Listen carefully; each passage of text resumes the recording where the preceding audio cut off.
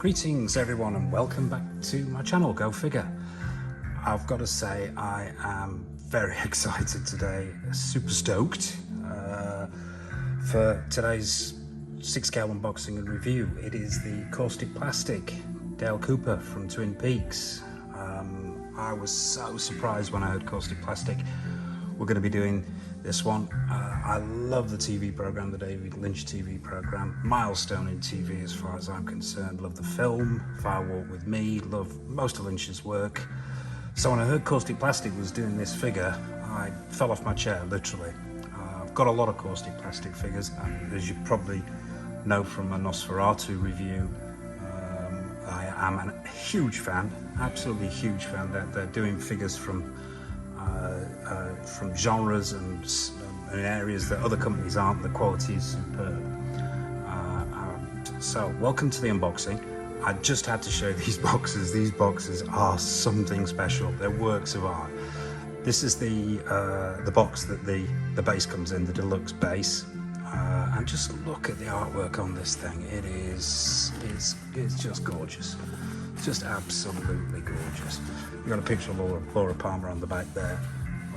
All the usual warnings, the trees and everything else. And just that artwork on the front is just superb. You could frame that and hang it on your wall if you were that way inclined. This is the figure itself. Once again, a fantastic box. You've got Dale there in the red room. Bob. Have you seen this Mount Wanted poster? There's Dale on the side there, usual stuff on the back. Just lovely presentation. Fantastic attention to detail. So without further ado, let's get these guys out, down on the table, and see what's what. Okay, so that's the heavy lifting done. That's this box here, which has got this huge display base in it, and the Laura Palmer figure, and a few other bits and pieces that we'll cover in the accessory section. Yeah, it's enormous. It's absolutely enormous. Heavy, weighty. It's got this lovely Twin Peaks logo in gold at the front, the same font that they use for the Untitled TV series. It's got some heft to it, this thing. I'll just put the figure to one side for a second so we can take a closer look at this base. Yeah, it's not too heavy. Plastic, as you can probably hear, pretty much all over. We've got some nice water effects here. Tides breaking, nice frozen, semi-frozen ground effect. Yeah, wondering what these two holes are here for.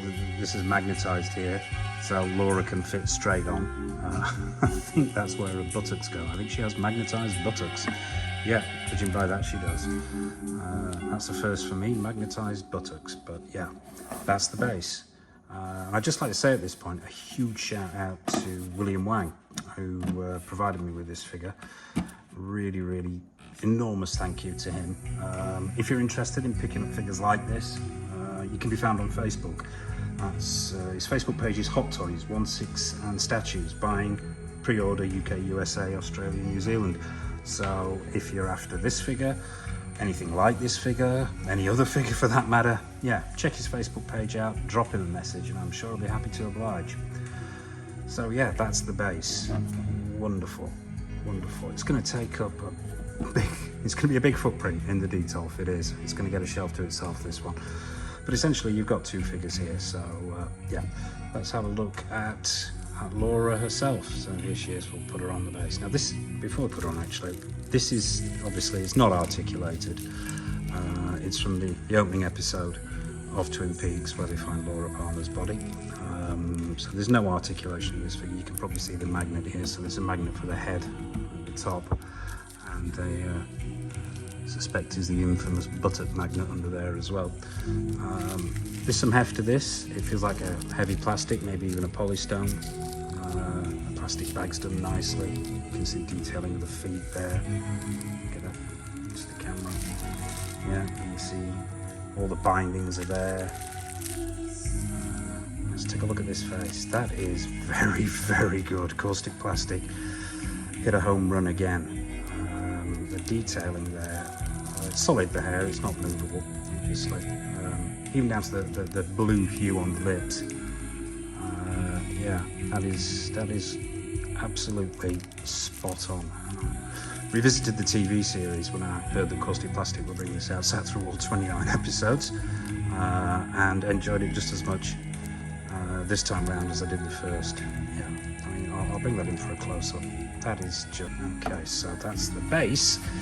Let's bring out Special Agent Dale Cooper. Before that, I'm going to go and make myself a damn fine cup of coffee. So, okay, now so on to the hands. Now, Kaustic Plastik have got a reputation here that they need to keep up because their hands are something special. Let's have a look. And I don't know whether the camera will pick this up, but yeah, they're there. They're the usual high standard hands. There's some shading there, several layers of paintwork. Don't know whether the camera can... Yeah, let's have a look there. The knuckles are slightly reddened. There are veins underneath the skin that you can see. There's bone work underneath the skin. Bring that right in. Fingernails, cuticles, fingernail tips, they're all there. Incredibly well painted, incredibly well made, and it's a relatively soft plastic as well. There's nothing worse than having those ridiculously hard plastic hands that you can do nothing with. So, yeah, Kaustic Plastik hands again. And we've got a number of those. We've got 1, 2, 3, we've got 6 there. The figure's got 2 on them. So we've got that looks like a holding hand, possibly a coffee cup. We've got the obligatory thumbs up, right and left. 2 relatively neutral that Dale comes with. So, on to the main event. Let's get Dale out here himself. So here he is, straight out of the box, Special Agent Dale Cooper of the FBI. No accessories, just straight out of the box, straight onto the stand. Just to mention, yeah, this is the usual Kaustic Plastik magnetic base, magnetic stand, done really, really well.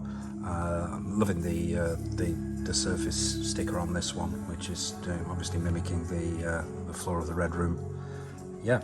Another quality stand. You've got the usual gold at the front there with twin peaks on it, and straight out of the box, yeah, I am very impressed. I was a little bit on the fence when I saw some of the early promotional photos of the head sculpt. It looked very shiny, and I was almost caricature-ish, but I'm glad to see my fears have been put to one side anyway. So let's have a closer look at him. Once again, the usual great tailored suit. Real shoelaces as well, I notice, on the feet here. This one appears to have come undone in transit. Great tailoring on the suit, absolutely spot on. Perfect proportions, lovely quality material. It feels very good to the touch. Yeah, very, very nice. Great stitching. I suppose the one thing I did notice straight away was, and I don't know whether the camera's picking this up, but there is the shirt collar here. I am a stickler for shirts. I hate to see badly tailored 1/6 scale shirts, and there's some creasing on here, and this side looks slightly larger. So I think a little bit of fiddling with that is in order to get this to how I want it. But yeah, you've got the belt there.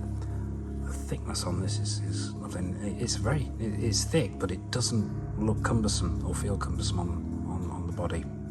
It's a nice body. 1/6 scale belt there, fully functional.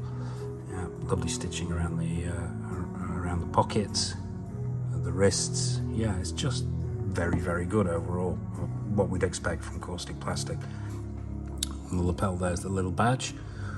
I think that is actually a badge and not a sticker. I'm not going to fiddle with it in case it falls off, but yeah, nothing but good things to say about it. Other than that collar, some material tie too, and they've done what I wish other companies would do, and they've stuck down that tie. If anybody out there has ever tried to fit a 1/6 scale tie and get it straight, they know what I'm talking about. So yeah, I'll give him a spin round so you can get a 360 of him, and then we'll take a closer look at that head sculpt. Yeah, just spot on. Bit of a dust magnet, but black suits tend to be. I've got him leaning down slightly so he can look into the camera, but yeah. Okay, let's get up close and personal with that head sculpt now. Okay, the head sculpt. Got some lighting on. I'm using the lighting from the gimbal and it's not particularly flattering, but might not be doing this head sculpt justice. I know it's old hat and we hear it 1,000 times. It looks better in person than it does on film, but this is the case here. It most certainly does look better in hand. It's not perfect by any stretch of the imagination. There is that little bit of a shine that I mentioned that I saw in some of the promotion photos, but that's only, it really is how you light it that makes all the difference. I will never have it lit this way. I'm simply using this lighting because it gives me the most amount of detail. Yeah, the paintwork is excellent. The skin texture is there. We've got multiple layers of paint. The eyes are very good. The camera's not doing those justice, I don't think. They've got that glassy shine to them that catches the light. The lips, yeah, multiple paint applications, as I said. There is a little bit of bleed of the forehead paint into the hairline, but you've really got to get up close and personal to see that. The hair is nicely done. It may look excessively shiny, but if you actually go back to the TV series, his hair was very black and very shiny. Yeah, so what do I think? I think it is an excellent head sculpt. It's not perfect. It isn't perfect. I think the camera's picking that bleed up there. You might be able to see it the bleed from the paint of the face into the hairline itself. I might need to touch that up a little bit. And yeah, you can definitely pick that up at the back there. You can see that. But on the whole, very, very good. And not the easiest person to do a head sculpt of, Kyle MacLachlan. But yeah, they've most certainly captured his likeness there. As good as it could be, oh, I'm on the fence there. Yeah, I would give it if I had to give it a score out of 10, I'd give it a 7.5, maybe an 8. The sculpt itself is fantastic. I would just say the paintwork needs a little bit more attention. But that's just me, I'm picky. So there you have him, Agent Dale Cooper of the FBI. You can probably actually pick out the problem with the collar that I mentioned there. It looks like he's So here's a quick pose, a very quick pose. That overcoat was relatively easy to get on. I don't think I'll be using the Red Room base. I do like this base way too much. So yeah, very, very quick pose up. I've gone handheld, so forgive the shakiness, but yeah, there's a lot of potential here. I think I may do a photo shoot video of this one. It is very photogenic. There's so many possibilities in there. But this, as I say, was just a quick pose to give you an idea of what it looks like on the base. The whole area is magnetic around where his feet are, so you can have his feet close together, wide apart. I did have Laura Palmer the wrong way around, which was quite amusing, but because there is a magnet for a head, but it's at the other end. But this should give you an idea of what the overall package is like, and the potential here for posing is just phenomenal. Yeah, and yeah, I'm loving this, absolutely loving this. Can't wait to get it in the detail. I think I'm going to be a little bit pushed to pick my favourite pose because there's so many possibilities from the series. But yeah, I will leave you with this pose. If you like this, if you enjoyed this video, like, comment, subscribe, hit that bell notification icon. There's a lot more stuff coming up. I'm hoping to be doing in the next couple of days a full tour video of my entire collection, so stay tuned for that. And yeah, I suppose all that remains for me to say is it's goodbye from me, and it's goodbye from the corpse of Laura Palmer and Agent Dale Cooper. And remember, the owls are not what they seem.